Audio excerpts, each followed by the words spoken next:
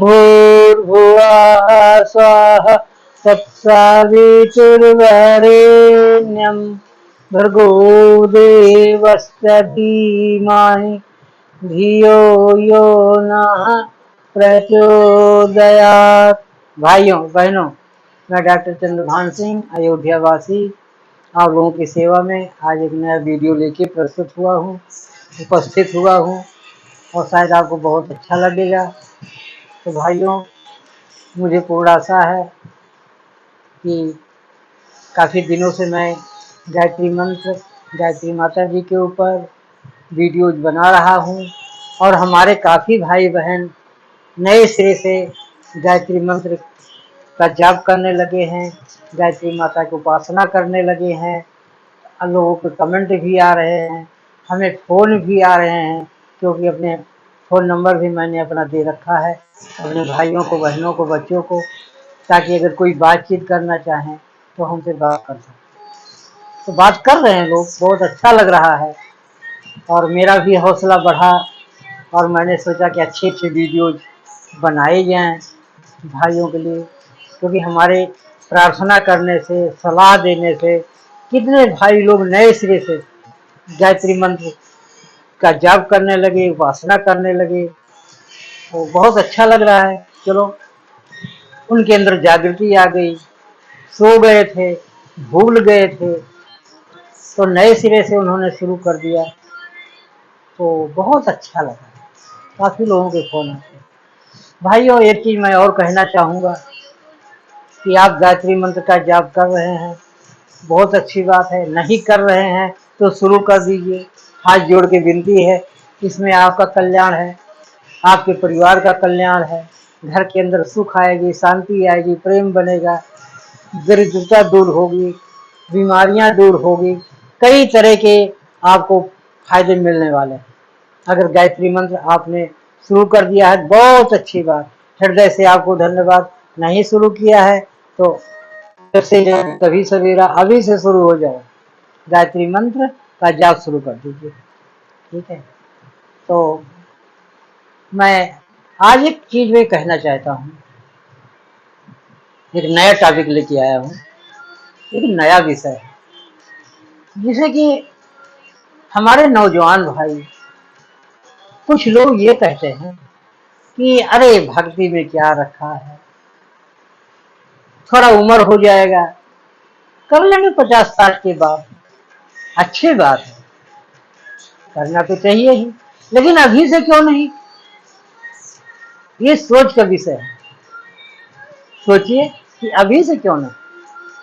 अरे नवयुवक भाई हैं आप, नौजवान हैं, आपके साथ बहुत संभावनाएं, बहुत संभावनाएं। आपसे समाज को, देश को, आपके माता पिता को, सबको आपकी जरूरत है। तो यदि आप, परमात्मा की कृपा से आप बहुत उन्नतशील हैं, बहुत अच्छी बात, आप धन कमा रहे हैं, नाम कमा रहे हैं, बहुत अच्छी बात, लेकिन भक्ति की भी जरूरत है। जिसके जीवन में ये हमने देखा है, समाज में आप भी देख रहे हैं, हम भी देख रहे हैं, कि समाज में, जिस परिवार में पैसा तो है, पैसा आ रहा है, स्टैंडर्ड फैमिली, लेकिन संस्कार नहीं। और अगर संस्कार नहीं है ना, तो बात बनती नहीं। जिस परिवार में हमने देखा कि भले पैसा कमा रहा है, थोड़े में गुजारा कर रहे हैं लोग, लेकिन संस्कारवान है, बच्चे संस्कारित हैं, उनका घर एक स्वर्ग जैसा लगता है, महसूस होता है। जो व्यक्ति संस्कारवान है, तो वो अगर आपके सामने खड़ा होता है, उसमें आप देखिए कितना आनंद आता है। एक संस्कार रहित आदमी है, पैसा तो है उसकी जेब में, लेकिन वो किसी से बातचीत करने के मूड में नहीं होता, उसके वाणी में रूखापन होता है, उसके व्यवहार में रूखापन होता है, कोई प्यार नहीं होता, तो वो परिवार, वो घर, वो समाज काट खाने को दौड़ता है। तो ऐसे परिवार में हमने लिखा कि जहाँ अच्छे बच्चे हैं, अच्छे युवक हैं, अच्छे माता पिता हैं, वो अच्छे कहाँ से हैं, वो अच्छे कैसे हैं, वो अच्छे संस्कार से। वो माता पिता बहुत सुखी हैं कि जिनके बच्चे संस्कारित हैं, जिनके बच्चों में संस्कार है, वही तो अपने माता पिता को इज्जत देते हैं, अपने परिवार की इज्जत देते हैं, अपने रिश्तेदारों की इज्जत देते हैं, अपने समाज को इज्जत देते हैं। ऐसे संस्कारित परिवार को, संस्कारित बच्चों को, संस्कारित युवक को समाज नमन करता है, प्रणाम करता है, उसको हर जगह आदर मिलता है। तो मेरी यही विनती है, आग्रह है कि हमारे जो नवयुवक भाई सुन रहे हैं, अगर वो गायत्री मंत्र के उपासक नहीं है, गायत्री माता के उपासक नहीं है, गायत्री मंत्र का जप नहीं करते, तो शुरू कर दीजिए, क्योंकि भगवान की बहुत बड़ी कृपा है आपके ऊपर। आप नवयुवक हैं, अच्छा पैसा कमा रहे हैं, अच्छा भगवान ने शरीर दिया है, सुंदरता दिया है, लेकिन भक्ति नहीं दी। तो मैं हाथ जोड़ के ऐसे सभी भाइयों से जो भक्ति में नहीं है, वो भक्ति में जरूर आए, क्योंकि बिना अध्यात्म के ये जीवन अधूरा है, ये जीवन अधूरा है। भगत हीन सुख कौने काजा, ऐसा रामायण में लिखा है। सुख है लेकिन भक्ति नहीं। तो हमारे नवयुवक भाई जो अभी ये सोचते हैं कि नहीं हम बुढ़ापे में करेंगे, नहीं, ये आपकी भूल है। आप अभी से अपने जीवन में अध्यात्म लाइए, आध्यात्मिक बनिए। अरे हम तो कहते हैं कि आप चोरी भी कर रहे हैं ना, फिर भी अध्यात्म में आ जाइए। आप झूठ बोल रहे हैं, फिर भी अध्यात्म में आइए। ठेकेदारी कर रहे हैं, उसमें भी अध्यात्म में आइए। अरे अपने मन को अध्यात्म से जोड़ दीजिए, तो आपके अंदर जो बुराइयां हैं, चाहे आप चोरी कर रहे हैं, चाहे बदमाशी कर रहे हैं, चाहे आप व्यसन कर रहे हैं, चाहे आप पियक्कड़ हैं, चाहे आप नशेड़ी हैं, अगर आप माता जी के चरण शरण में आते हैं तो आपकी सारी आदतें ऑटोमेटिक छूट जाएंगी।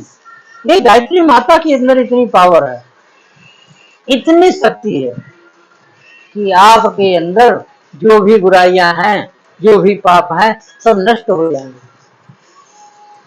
जैसे घास हो ना, सूखी घास, और उससे माचिस की एक तीली जला के उसको फेंक दो, सेकंड में सारी घास जल के खाक हो जाएगी, राख बन जाएगी।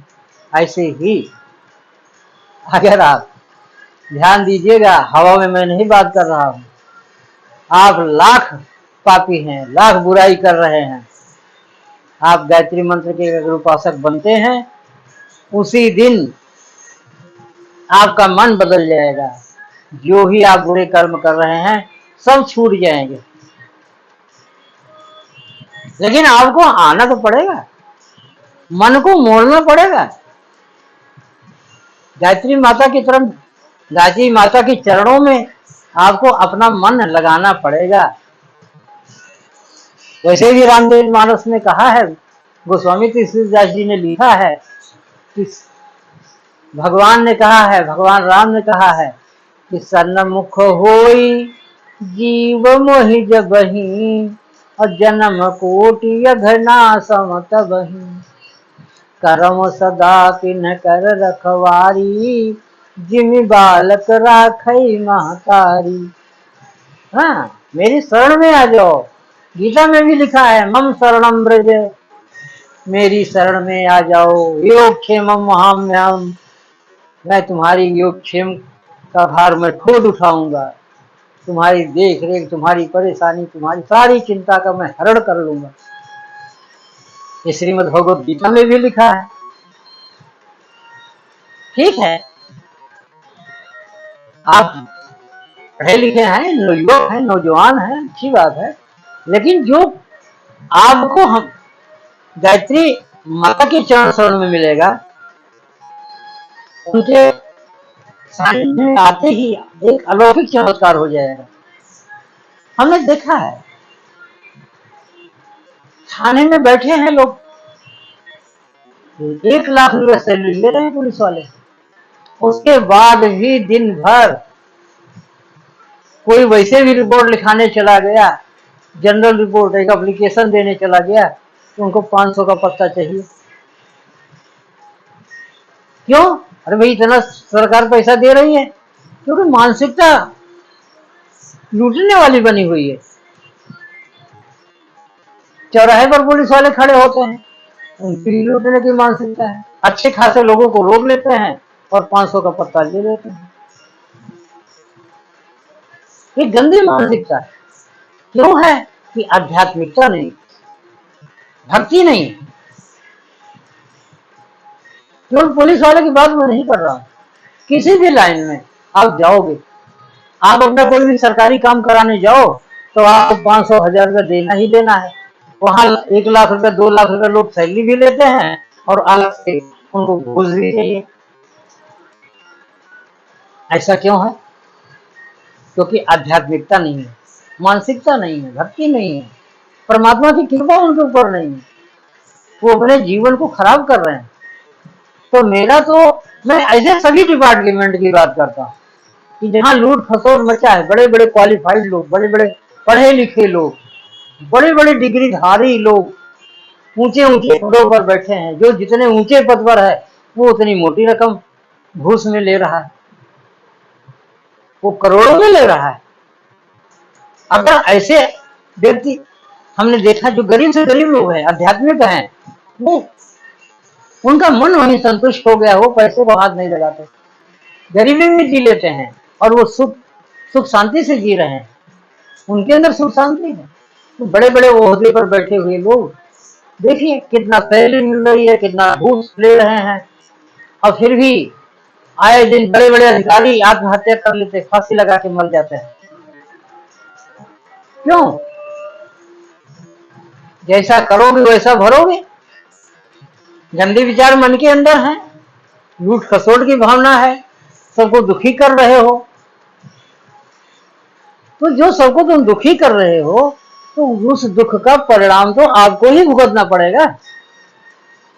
करनी करे तो क्यों डरे, करके क्यों पछताए, अब बोया बीज बबूल का, आम कहाँ से खाए। कहाँ से खाए? करनी ही गलत कर रहे हैं। और ये सारी गलतियां कहाँ से हो रही हैं? उनके अंदर एक अहंकार तो है, मैं वेल क्वालिफाइड हूँ, बहुत स्टैंडर्ड ओहदे पर बैठा हूँ, बड़ी सुप्रीम पावर है हमारी, लेकिन उनके अंदर भक्ति नहीं है। जिस दिन ये भक्ति आ जाए, जिस दिन ये भक्ति आ जाए, तो ऊंचे से ऊंचे पद पर आसीन व्यक्ति भी झुक जाएगा। उसके अंदर नम्रता, विनम्रता, त्याग, प्रेम सब पैदा हो जाएगा। और ये चीज नहीं है, क्यों? क्योंकि उसके अंदर भक्ति नहीं, उसके अंदर अध्यात्म नहीं। तो मैं भाइयों से हाथ जोड़ के विनती करता हूँ, अनुरोध करता हूँ कि आप मेरा ये वीडियो देख रहे हैं, अगर आप ऊंचे भी पद पर हैं और बाई चांस आप ये मेरा वीडियो देख रहे हैं, तो क्रोधित होने की जरूरत नहीं, इसमें पश्चाताप करने की जरूरत है। अपने मन को गायत्री माता के चरण शरण में लगाने की जरूरत है।